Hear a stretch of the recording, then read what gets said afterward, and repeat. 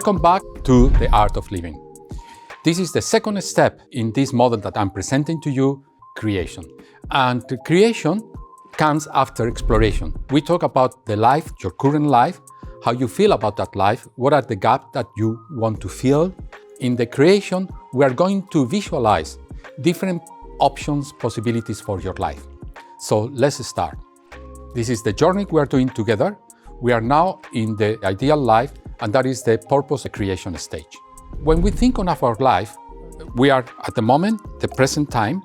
Then you can look to the past. Choices and decisions that you make in the past are focused on this point, the present time. Now, when you look at the future, what you see is enormous possibilities. Your life can go in many different directions, depends on the choices you make, depends on the circumstances in your life. So we are going to work on these different possibilities, different lives. I'm going to give you three options.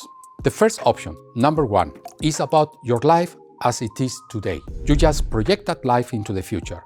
So imagine that 5 years into the future, you are going to meet with yourself and you will ask this person to yourself, how is your life today? How do you feel about life? Are you happy? Are you not happy? Take note of the things that this yourself is telling to your past self. So now we go to the second option. We talked before the Ikigai, Japanese model, in which one of the things you have to find is your passion. Now, think of your passion. What are the activities, those areas in which you feel passionate about? So in this second life, I want you to take your passion and create a life that fulfills that passion. So this time, again, you meet 5 years into the future with yourself that has lived a life according to their passion. Listen to yourself and take notes. How is your life? What are the things you're doing? How do you feel about that? So now we go to the third life. And in this life, I want you to imagine that by fortune, you receive $100 million. So you can do anything you want. So there are not constraints in your life. You can do what you want to do. Do the same exercise, travel 5 years into the future, meet yourself, and then ask this person, how is your life now? What are you doing? How do you feel about life? So these are the three types of lives that I propose to you. Three versions of yourself. The first life would be connected to external success. Not always, but often, is the life that you live because the expectations on you. The second life is the internal success, following your passion. The third life, I use this song by Ricky Martin, the Vida Loca, translating to English, the crazy life, is the crazy life. What is your ideal life? You look at your notes, what you told yourself 5 years into the future, and choose the things that you consider best for you. You create this way your ideal life. That's the life you want to live. My first life, my father worked in a bank. I studied my MBA, and of course, my first job was in a bank. Then I became a financial director in a multinational.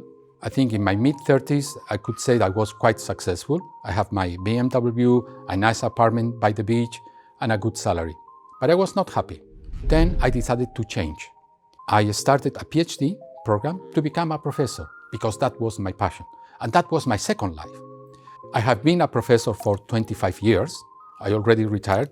It was a fantastic life. I fulfilled my passion. Now I'm retired. And then I thought, what can I do now? I have the time. Economically, I'm okay. So what can I do? I like travel and I like photography. So I try to do those things combined. So I became a photographer.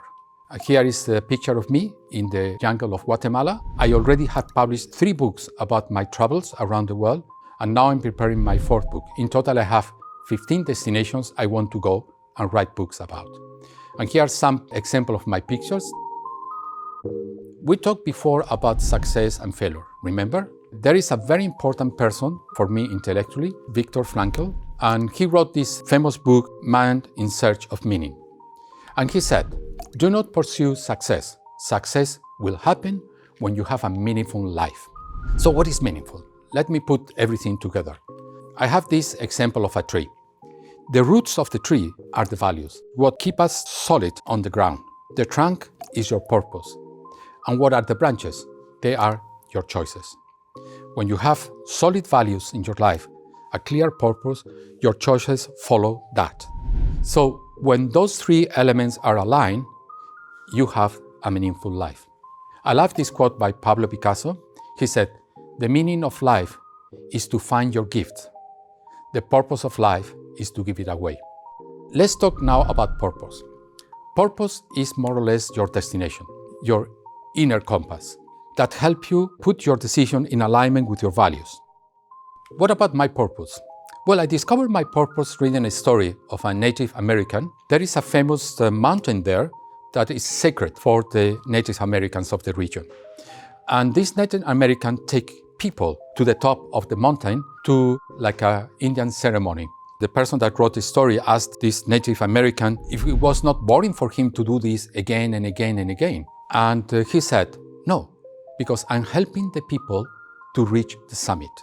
And I thought, wow, that's a very good purpose. So basically my purpose is to inspire others to reach the summit. I want to refer here another old story, the Odyssey, which is a story of the return home of Odysseus. After the war of Troy that took 10 years, he has to go back home. So in his return home, he has many adventures and took him 10 years to arrive to his town, where his wife and his family was waiting for him. And I think this is a good metaphor for life, because for Odysseus, the purpose was to arrive home. But what happened in the way is the life. Greek poet Constantine Cavafy wrote a fantastic poem about this journey. When you set out on your journey to Ithaca, pray that the road is long, full of adventures and full of knowledge. And I think that is a good advice about our life. Life is what happens from here to our destination. We talk about making plans. And when we think of plans, we think that, okay, this is my starting point, that is my destination, then I have to reach that point. Actually, life is very different because you find many obstacles, crises, opportunities along the way. So you will never can fulfill 100% what you plan. Your plan must be flexible, but the purpose must be strong. John Lennon said, "Life is what happens while you are busy making other plans." So remember, it's not about following 100% the plans, it's about having your destination, your purpose clear in your mind. Let's talk about decisions in life. Whenever you are going to make an important decision in your life, step back and reflect. Look at the situation. Consider your values and your purpose. Does it fit what is important for me?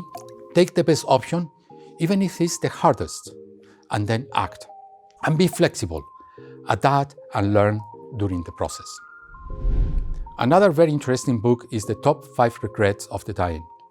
An Australian nurse was taking care of terminal patients. They were going to die, they knew it, and then she took the time to ask them, "Now you are in the last days of your life. What do you regret?" These are the 5 regrets that she presented in the book. First, I wish I had the courage to live a life true to myself, not the life others expected of me. Second, I wish I hadn't worked so hard. 3, I wish I had the courage to express my feelings.